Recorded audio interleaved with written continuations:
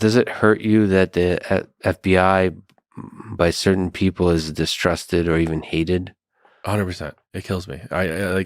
I've never until recently sometimes be embarrassed about the FBI sometimes, which is really, really hard for me to say because I love that place. I love the people in it. I love the brotherhood that you have with, all the guys in your squad, guys and girls. I just use guys, I developed a real drinking problem there because we were so social of going out after work and continuing on. It really was a family. So I do miss that. But yeah, I mean, if someone can become an FBI agent, I mean, it's pretty fucking cool, man. The day you graduate and walk out of the academy with a gun and a badge and, the power to charge someone with a misdemeanor for flying the United States flag at night, that's awesome. So there is a part of like representing and loving your country, and especially if you're doing cybersecurity. So there's a lot of technical savvy in different places in the FBI. Yeah, I mean, there's different pieces. Sometimes, you'll see an older agent that's done, not cybercrime come over to cybercrime at the end so he can get a job once he goes out. Mm-hmm. But there's also some guys that come in, I won't name his name, but there was a guy, I think he was a hacker when he was a kid, and now he's been an agent. Now he's way up in management. Great guy. I love this guy, and he knows who he is if he's listening. He had some skills. But we also lost a bunch of guys that had some skills because we had one guy in the squad that he had to leave the FBI because his wife became a doctor and she got her residency down in Houston and she couldn't move.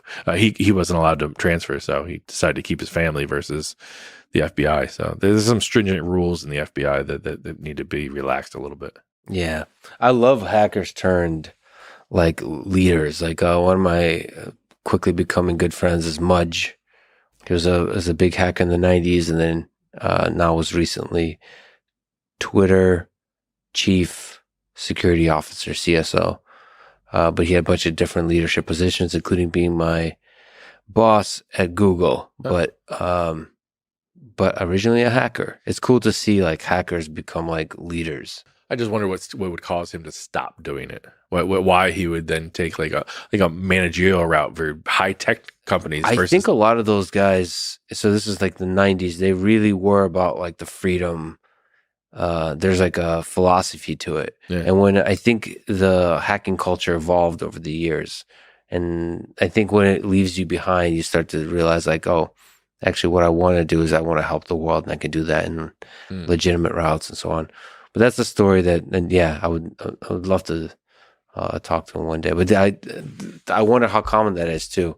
Like young hackers turn good. You're saying it like pulls you in. It's if you're not careful, it can really pull you in. Yeah, it's you're good at it. You become powerful. You become everyone's slapping you on the back and say what a good job and all that. At a very young age.